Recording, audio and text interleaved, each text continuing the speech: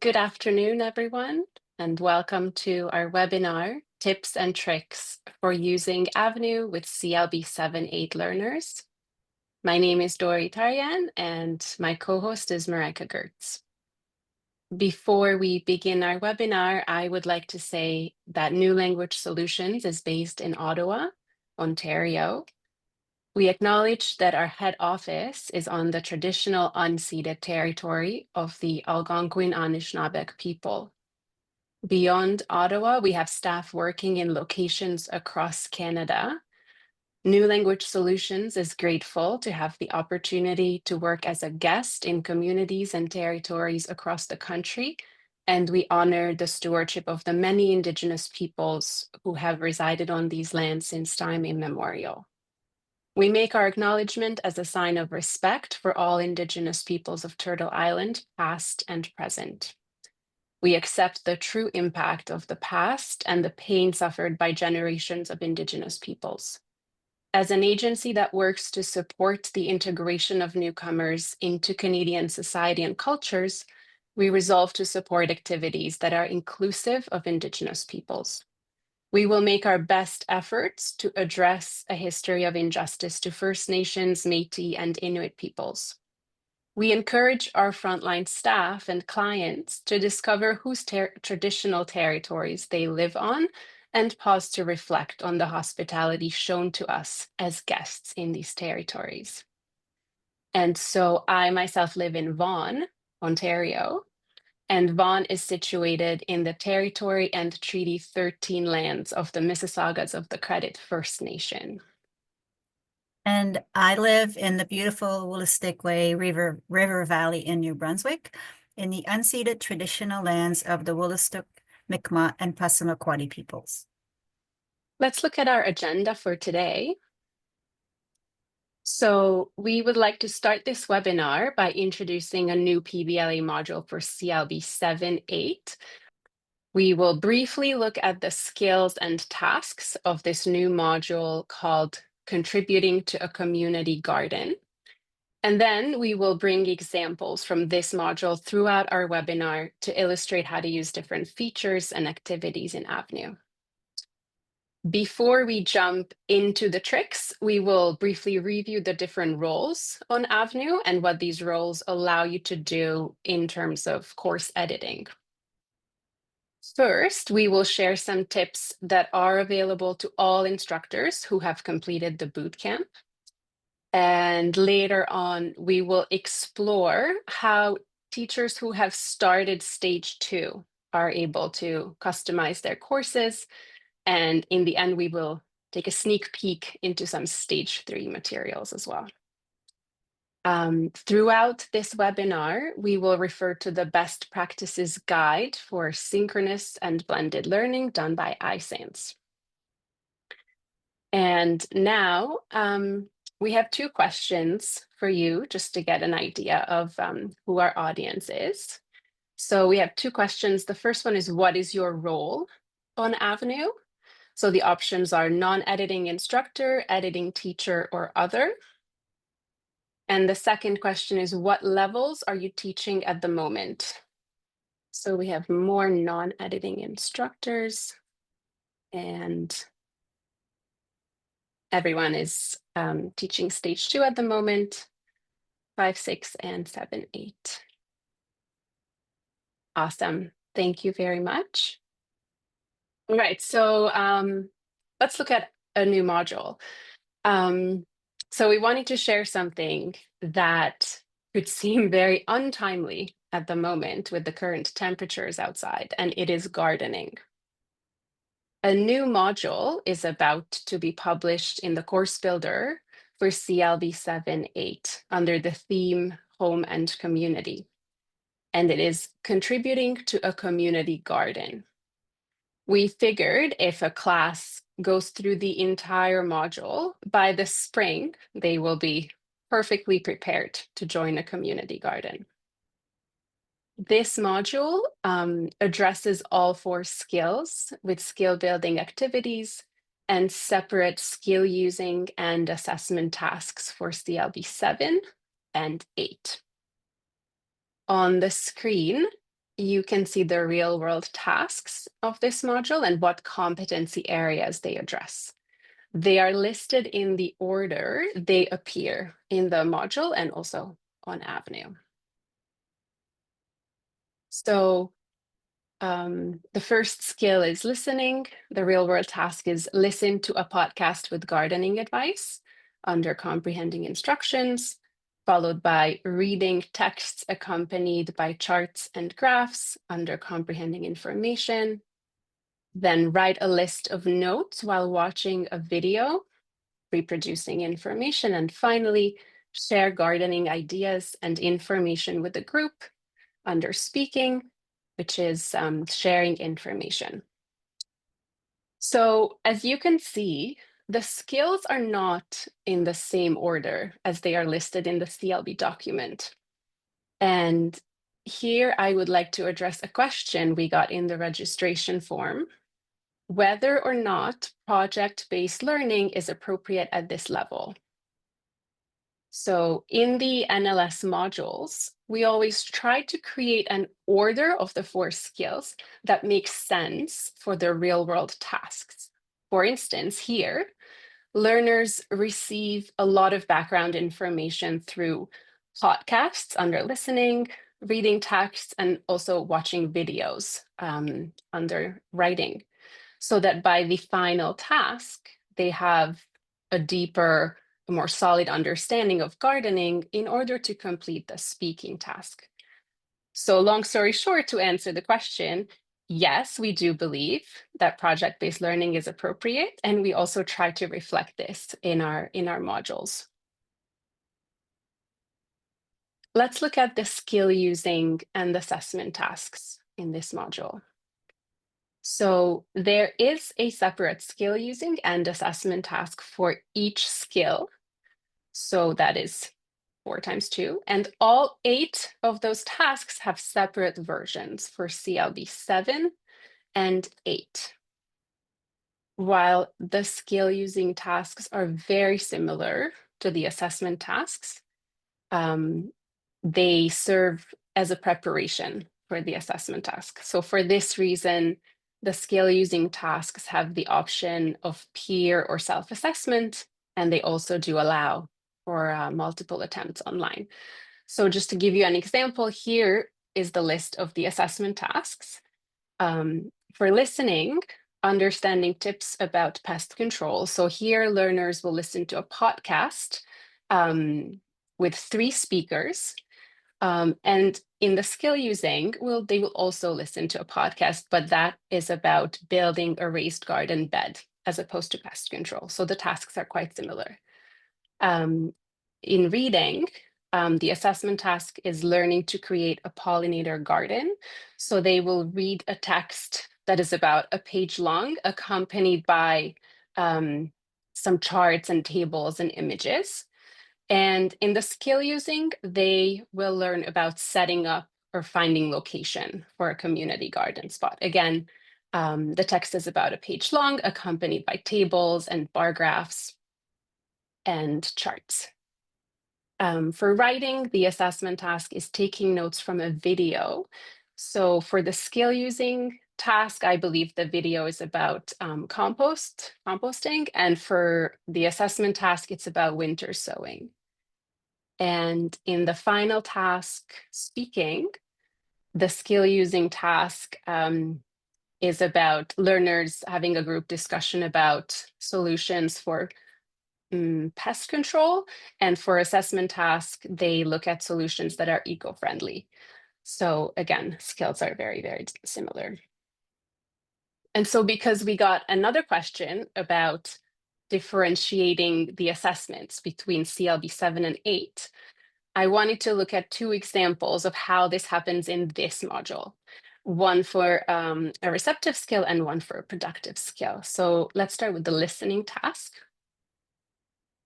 So in this listening skill using task, learners, as I said, listen to a podcast with 3 speakers about building a raised garden bed, and they answer comprehension and applied questions.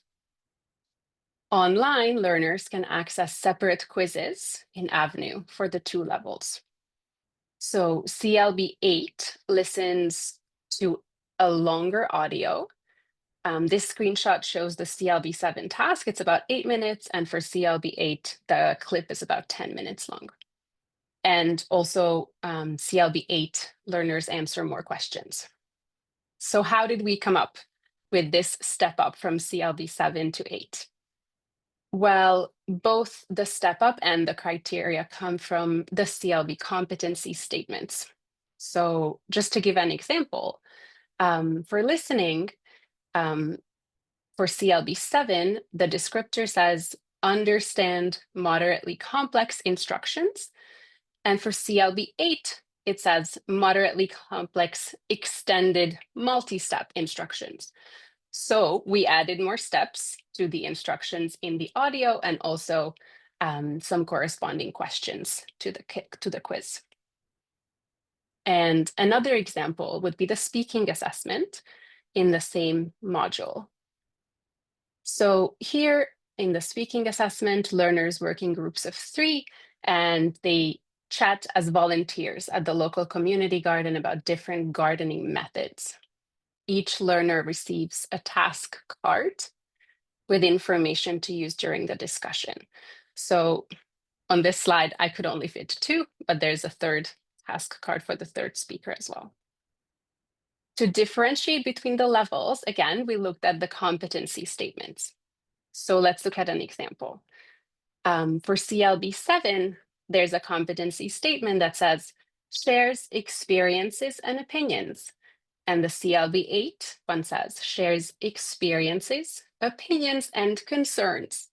So we added a separate line to the task card for CLB 8, a concern or a problem that they need to address during the task. So again, the step up is part of the task, and also obviously it appears in the evaluation criteria.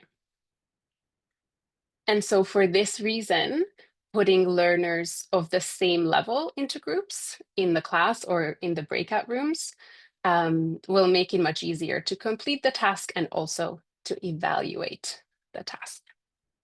So now that we briefly looked at this new module, let's explore some of the different features and activities you can use with higher CLB levels in Avenue. Marijke, could you tell us about why different roles are important in Avenue? Great. Thanks, Dori. The different roles is important on Avenue because not everybody has received the same amount of training. And by the way, we'll look at more examples from this new module as we go along. So we'll give some more examples. So first, let's look at that terminology. On Avenue, you've got students, which is the role for learners. And then depending on how much training you have completed on Learn IT to Teach, you can be a non-editing instructor or an editing teacher. And we learned from the poll that we just did that today most of you are in the non-editing instructor role. So I hope we can give you some tips. If you've completed the bootcamp training, then you're an instructor. And if you are enrolled in Learn IT to Teach Stage 2, then you are a teacher. So those are just the names of the roles. And this means that as a teacher, you have more options to change and add activities. And in the next few slides, we'll give you some examples of what you can do as an instructor, so non-editing. But those ideas are just as important for those privileged teachers. So both instructors and teachers can use the course builder to create a new course or add topics to a course. And currently, I checked, there are 2 units under the employment theme specifically aimed at CLB 7-8. There are 4 under the theme preparing for post-secondary education, 5 under workplace meetings, and soon, as we just introduced our latest module, it will be available under home and community. So that is 12 complete modules. But if you include CLB 6 in your search criteria, then you will get several more. And activities at the CLB 6 level can be great for skill building. And if you're a teacher, you will be able to adapt them for CLB 7-8 with the tips and tricks that we're about to give you. So as an instructor, you can show and hide a course in the course settings. And this is where you can also turn on completion tracking and set the completion bar for each topic. So if you turn completion tracking on, then you can also say, for each topic, I want to have a completion bar. And that could be a motivator for learners. So that looks like this. So you can see your progress is then shown for the completion bar for that topic. But you can also turn on groups for your course, which is useful if you want learners to work in parallel groups, for example, on discussion forums. You can access the knowledge base on Avenue to find help files on these topics, or look for them in your Learn IT to Teach training, where there's lots of PDFs. So there are some more cool things that instructors can do, and of course, teachers can do them too. So on your course, you can show and hide topics and move them into the order that you want to use them. So even if you request a new topic to be added to your course, it might end up at the bottom, but you can move it to the top. So a good practice is to set up your course having only 2 or 3 topics available. Always keep the current one at the top and then leave the previous topic available as well and hide older topics. As an instructor, within topics, you can show and hide activities. And although you are not able to delete any topics or create new activities, there are a few blocks that you can play with. The calendar is a great tool to let learners know about events, days off, or assessment dates.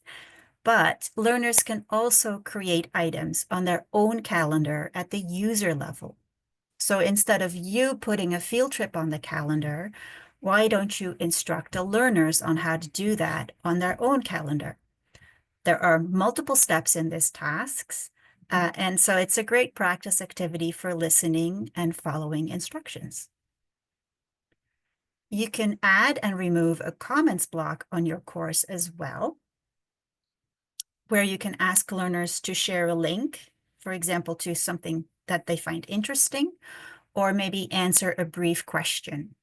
And that brings another level of engagement to your course page. And as you can see from the example here, it's easy to delete inappropriate comments by clicking the trash can. And you can also add a comments block to an activity page and ask for a quick reflection. How did you do this activity? Was it interesting? Was it easy? What did you learn from this task? So since I just mentioned topics, while it might be tempting for teachers to add additional resources to the general section at the top of the course, the best practice is actually to create an extra topic where you can add those links and extra resources. That will keep your course clean and easy to navigate. On the webinar registration, somebody mentioned, my particular concern is that students aren't getting enough listening, grammar, and vocabulary skill building practice as part of the online modules. So usually the NLS modules include additional practice suggestions for each skill building activity. And there's also a page at the start of the module package with general extra practice suggestions. I would add extra practice activities to an additional topics only for those learners who need it. So don't make it for like mandatory for everybody. Or you could also share a link to another website on the announcement forum. And as I mentioned before, you can look for skill building materials in CLB 6 modules. So if I were teaching a class this February, my course would probably look something like this. The current topic is at the top and it's highlighted. It has a blue line on the side. And then there's last month's topic, which comes below. And there's an extra practice topic. And of course, the PBLA resources are there as well. And you can see at the top, there's a few forums in the general section and the big blue button. So we'll talk a little bit more about those. If you will permit me a little sidetrack, in 2023-24, NLS partnered with iScience on a research project into best practices for online and blended teaching in a LINC PBLA context. And as part of the research, we surveyed learners. And in one of the questions, we asked how often they used a discussion forum on the course. So about 450 stage 2 learners responded. And out of those, 9% said that they used a forum 4 to 5 times a week. So that's a lot. That's like every day almost. Then 2 to 3 times a week, 29%. 1 time a week, 43%, and never 19%. So 2/3 of learners in this survey indicated that they used a forum only once a week or less. And to me, that's a missed opportunity. One of the better practices that came out of that research was to use a forum at least once or twice a week, because there are so many different ways that you and your learners can use it. As a non-editing instructor, you can use the announcement forum on your course, it's at the top, to share links to useful resources. You can also create mini video lessons for grammar, for example. You can share files, images, etc. So even if you cannot add an additional practice topic, using the forum is a tool that you can use to its fullest, to its full potential.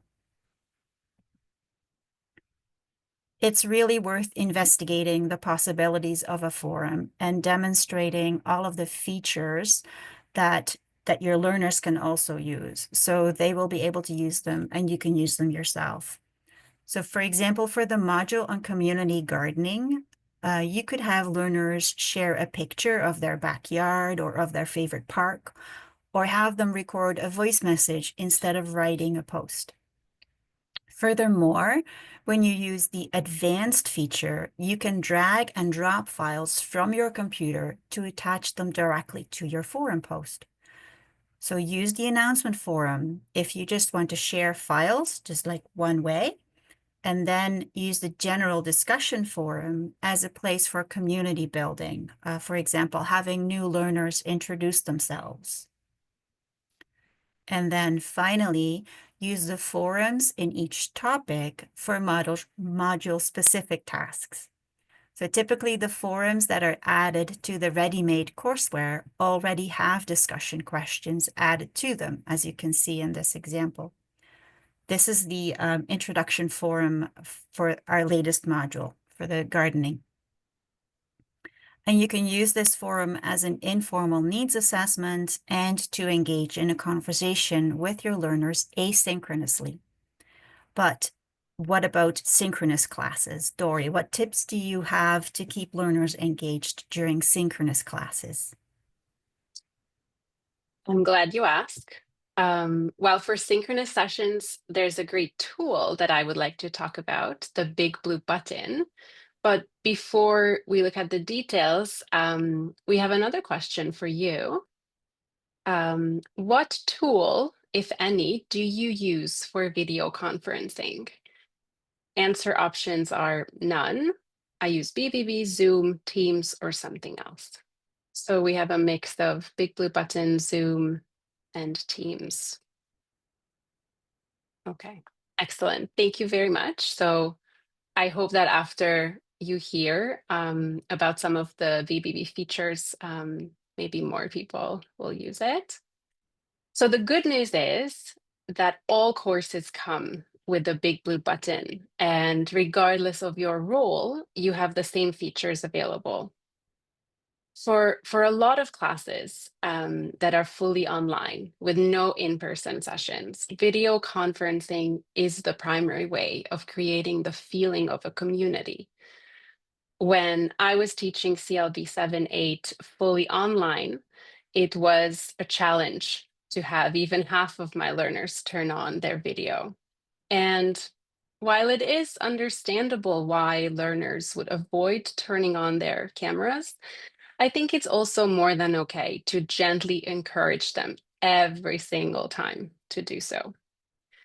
I remember very fondly that it was so nice to see my learners' faces that I was reluctant to switch to a share screen or a shared document mode because that would make the faces shrink and my class would sort of disappear. So for this reason, it's important to find a balance between informal discussions and more focused instruction, one that works for your class. Try to provide time for small talk at the beginning and at the end of the session to put learners at ease and to allow them to transition into the lesson. But what about those features of Big Blue Button that enhance communication beyond video and audio? So there is the chat and there are the shared notes.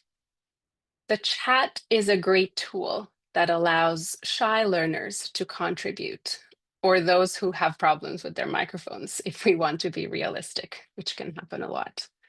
And it's also great to use for logistics, greetings, learners asking questions or help with technical problems or unrelated questions, and so on. But what about the shared notes?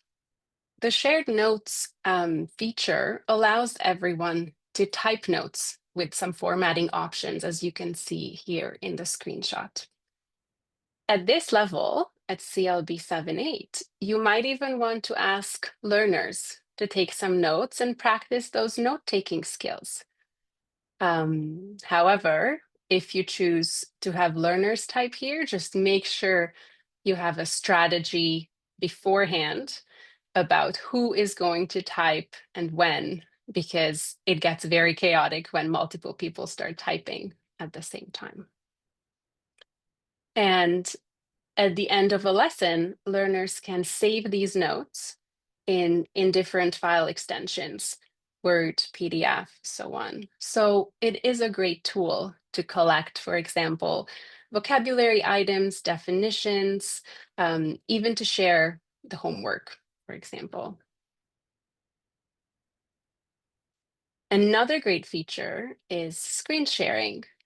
So some of the more obvious purposes of sharing your screen are to share content like a video or demonstrate new types of activities in Avenue, maybe one from this presentation that learners might not be familiar with in terms of navigation or features, or also to clarify the homework.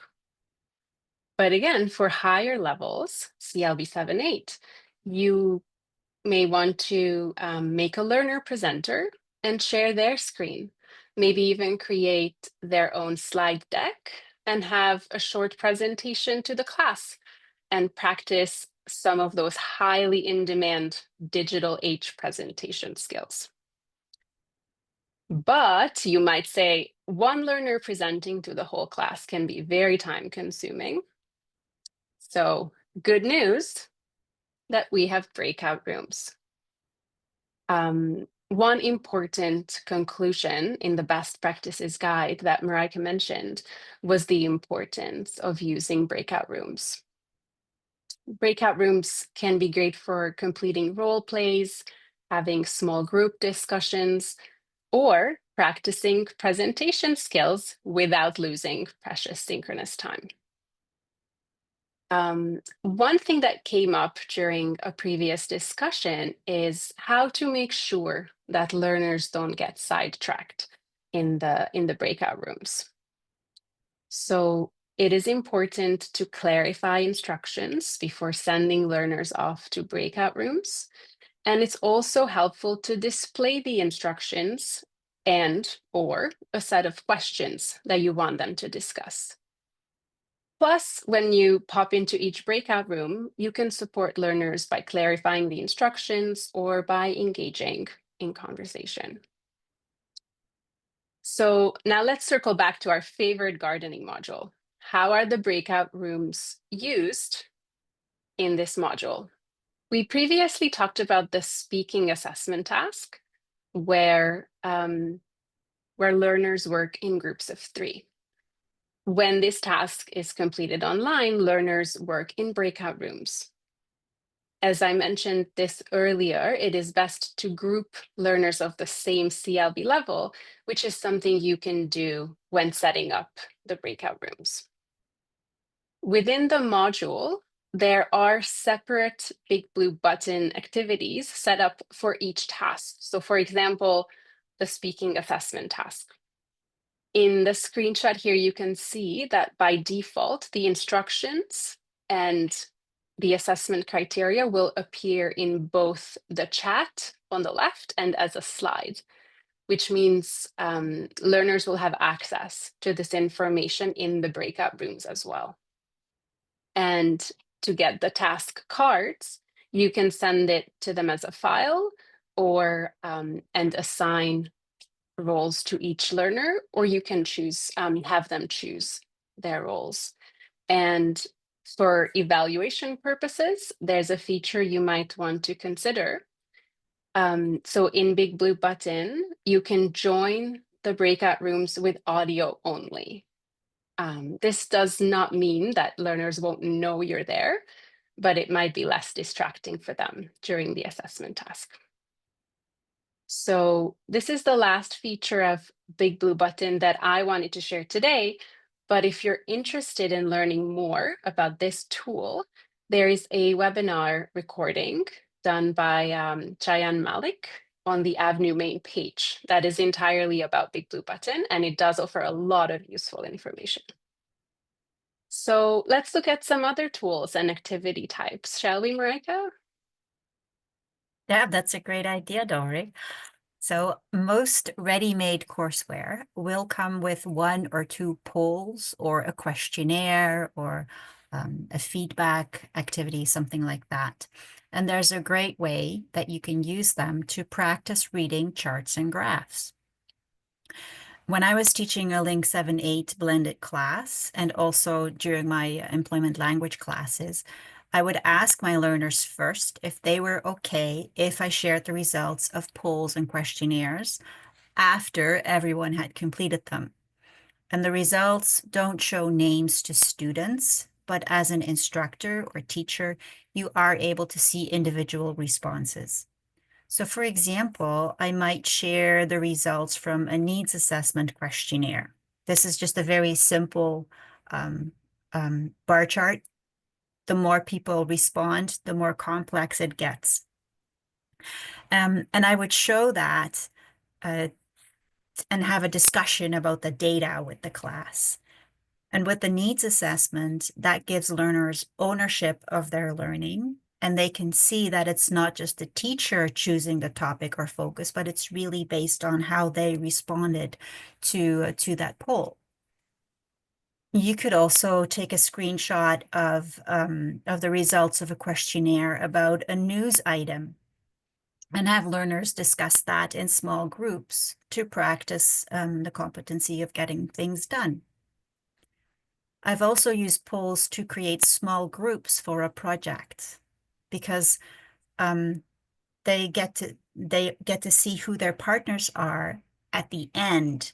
So first they choose a topic based on what they are interested in instead of who they like or who speaks the same language. And once everyone has answered the poll, once everybody has made a choice for the topic that they are interested in, you share the results and it shows the names, so then they know who their partner is. Incidentally, you can also use a poll to divide dishes for a potluck dinner to make sure that there's not just desserts. What's wrong with only desserts? I don't understand. This next activity we included because of the question about how to include more vocabulary skill building into a course. So let's look at the glossary activity. The glossary is one of those activities that you can only add as an editing teacher. However, many units and modules come with glossary activities, and some come with empty glossary exactly so that the instructor can use it the way they want to. When adding an entry to the glossary, the editor toolbar is the same as in forums. So this means you can add multimedia elements such as an image or audio files, links, not just text. For example, in this gardening module displayed here, you can see entries for the term aphid. So the module begins with vocabulary skill building activities, giving learners a list of terms and expressions that might be new to them. To expand on these activities, you could ask learners to select specific terms, define them in their own words, and enhance their entries with images, which could be particularly helpful in the case of gardening, right? To identify pests or even plants. They could also add audio files to practice and demonstrate pronunciation. As you see in this screenshot, the glossary allows multiple entries for the same term, and it also includes categories. You can set up the categories yourself before learners begin adding their entries. In this example, I've organized the terms by parts of speech, but you could also use subtopics such as pests, gardening methods, plant types, or whatever goes best along with the topic you are working on.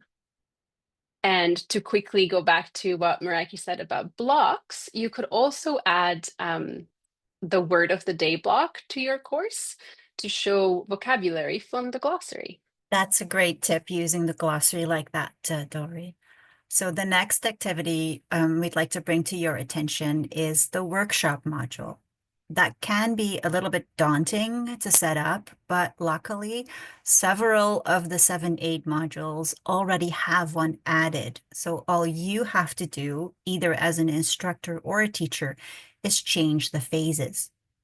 So the setup phase has already been done by module developers. There we go. In the submission phase, learners complete a task individually. And so in this example, you can see it very small at the bottom. Learners write a summary. And then when you switch to the assessment phase, learners are partnered and they assess each other's work. And then in the next phase, you can review the peer evaluation and finally close the workshop. So you could use this activity as a skill building or as a skill using.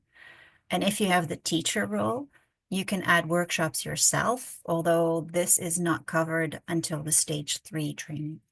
But there are help files and even a webinar on how to use the workshop activity. Another activity that could be challenging to set up is the wiki. Therefore, it is also covered in stage 3 of the Learn IT to Teach training. But once you've got it, it is a fantastic tool for collaboration between learners, sharing information, and working in groups. For example, in the module about contributing to a community garden, in one of the reading skill building activities, learners read a page with information about the cabbage worm. It's a little white butterfly, but the caterpillars eat cabbage. So if you are an editing teacher, you could set up a collaborative wiki where pairs of learners work together on adding a similar page about a different pest to the wiki. To make it easier, you can already set up the empty pages, as has been done here, Japanese beetles, aphids, slugs, squirrels, etc. And then maybe you can use a poll to divide the topics, and then have your learners go to town and research the topic and add a couple of paragraphs with information. Again, the toolbar in the wiki is exactly the same as in the forum and the glossary. So if your learners have mastered those, they can also create pages in a wiki. It's quite easy. Dori, this one's for you. Thank you. The last Moodle activity we wanted to talk about is the quiz. The quiz is another one of those complex activities that are part of the stage 3 training, but that is also an incredibly versatile tool for both assessment and practice. In this gardening module, for example, quiz is used for a number of different tasks and activities. It is used for skill building activities where displaying longer text and multiple questions would be problematic in an H5P. It is also used for skill using and assessment tasks for receptive skills. Again, quiz is perfect for displaying a longer text or a video or an audio clip and the questions on the same page. And most of the question types are scored automatically, so it saves a lot of time. And last but not least, it is also used for tasks where learners need to submit a piece of writing or an audio recording. So normally an assignment would be a logical choice, as that can include a rubric for the instructor to mark the task, the submission. However, the quiz makes it possible to include a rubric for self-assessment so that learners can reflect on and evaluate their own work.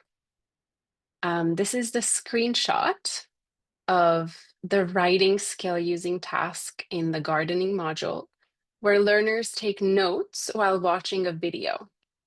So on the first page, they watch the video and type their notes below. And on the second page, they fill out the rubric, and both the notes and the rubric are saved in their ePortfolio. Well, with this, we will now move away from creating Moodle activities, and Marijke will look at some other features of Avenue that can enhance courses for higher CLB levels. Marijke? That's right. Thank you, Dori. There's lots of other activities that are great on Avenue, but you will learn more about those in stage 2 and stage 3 of the training. So as mentioned earlier, with completion tracking turned on, you can add a completion bar to each topic. But there are other fun things that a teacher can do to make the course more engaging and add some elements of gamification. So at the lower levels, that could be confusing for learners, but at CLB 7-8, I think they will enjoy a challenge. Making use of the activity completion settings is another best practice that was identified by the iSense NLS research.